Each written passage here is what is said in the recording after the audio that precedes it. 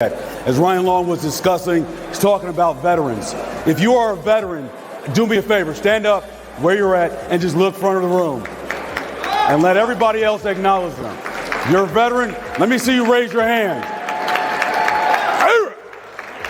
I just want to say thank you for your service. Because if it wasn't for people like you, none of us would be able to be here with the ability to be comfortable and eat in this room. We wouldn't be able to sleep at night. And speaking of sleeping at night, so many people in society, and check this out, talk about the suicide struggle, and that happens. But what about those veterans that come back and struggle with homicidal thoughts? And everybody tells them that all they need to do is to get help.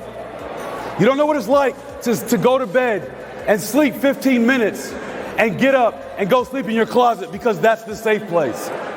But then have to wake up the next day and come to an event or go to work or say hello to your family when all you're thinking about is what took place when you weren't here in the United States.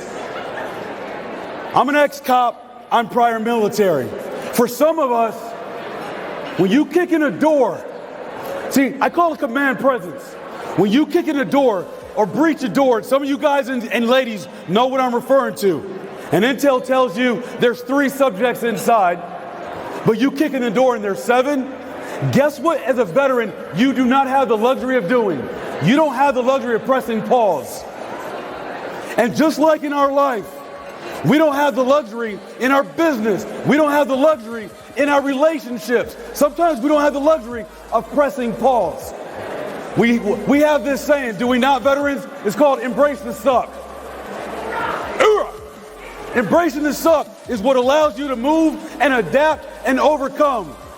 How many of you veterans and non-veterans know what it's like to adapt and overcome? See, it's very hard for us veterans to get back into society and listen to the disrespect that comes our way. And unfortunately, a lot of that disrespect comes from the inside out. But the way that I've learned how to get past that disrespect of self, that inability to acknowledge your awesomeness, the fervor that you gave this wonderful country that we call the United States of America, I call it a 4 count. If you know what a 4 count is, veterans, give me an oorah. There we go. For those of you civilians, let me give you an example of what a 4 count is. See, in the civilian world, when you do 1 push-up, it's up, down. So it's down, up.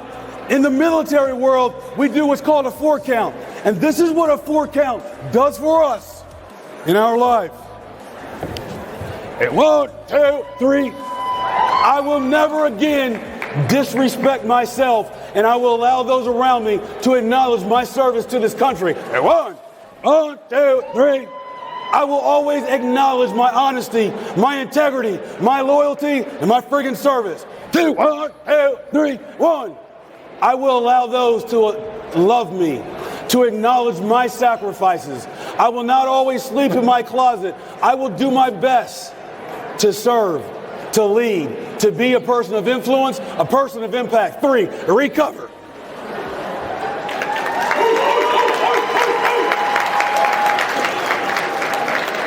For those of you that own companies, do not be afraid to hire a veteran because you don't understand them.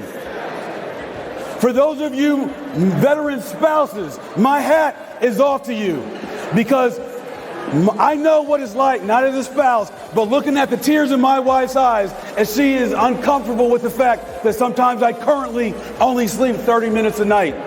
And she can't understand why I can wake up at 2:15 in the morning and go for a 3-mile run.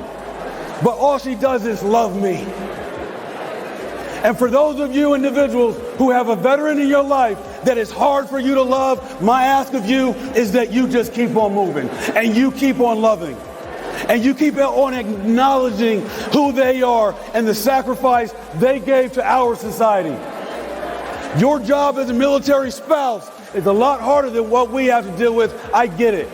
But one day that love is going to come back to you. It might take a week, it might take a year, it might take a decade. but that love is going to come back to you. And acknowledging your influence in that individual's life is not only going to save theirs, but it's going to save yours. See, there was a moment, and we all have that thing that brings us to the line in the sand. It was about 2 o'clock in the morning, and I'm on duty as a police officer. A lady runs across the street, and she screams.